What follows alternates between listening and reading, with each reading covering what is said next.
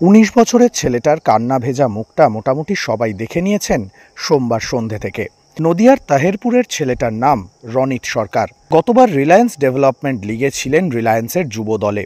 সেই পারফরমেন্স দেখে তাকে এবার সই করায় ইস্টবেঙ্গল। লাল হলুদ কোচ কার্লেস কোয়াদ্রাত তাকে অনুশীলনে দেখে রেজিস্ট্রেশন করান আইএসএলে।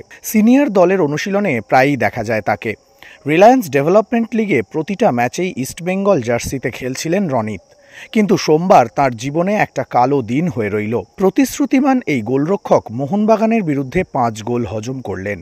আবার বলছি কথাটা, রনিত ৫ গোল হজম করলেন। কথাটায় কোনো অস্বাভাবিকত্ব খুঁজে পেলেন? না পাওয়াই স্বাভাবিক, কারণ যুগের পর যুগ ধরে ফুটবলে কোনো দল গোল হজম করলে দায় গিয়ে পড়ে গোলরক্ষকের উপরে। রনিত তার ব্যতিক্রম নয়।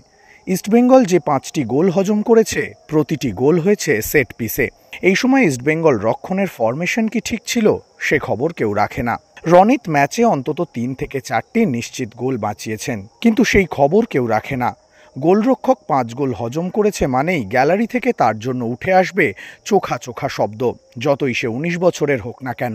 আসলে গোটা বিশ্বে ইয়ুথ ফুটবল শুধুই ফুটবলার তুলে আনার মঞ্চ।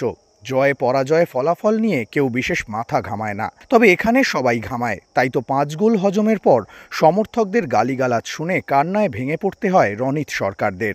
তবে গালিগালাজ করা সমর্থকরাই তো শেষ কথা বলবে না, শেষ কথা বলবে রনিত নিজে। এখনও পর্যন্ত ইস্টবেঙ্গল মোহনবাগান সাক্ষাৎকারে দুজন গোলরক্ষক ৫ গোলের ম্যাচে খলনায়কের তকমা পেয়েছেন। ৭৫-এ মোহনবাগান ৩ কাঠির নিচে ভাস্কর গাঙ্গুলি, ২০০৯-এ ইস্টবেঙ্গল ৩ কাঠির নিচে অভ্র মণ্ডল। দুজনের কারোর ফুটবল জীবন থেমে যায়নি সেই ৫ গোলের ম্যাচের পর, বরং দুজনেই দুরন্তভাবে কামব্যাক করেছেন নিজেদের ফুটবল জীবনে। প্রতিষ্ঠিত হয়েছেন, সাফল্য পেয়েছেন।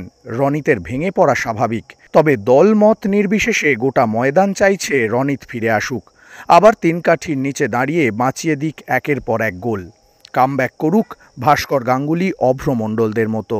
কাঁদুক, তবে সেই কান্না হোক দলকে ট্রফি জিতিয়ে আনন্দের।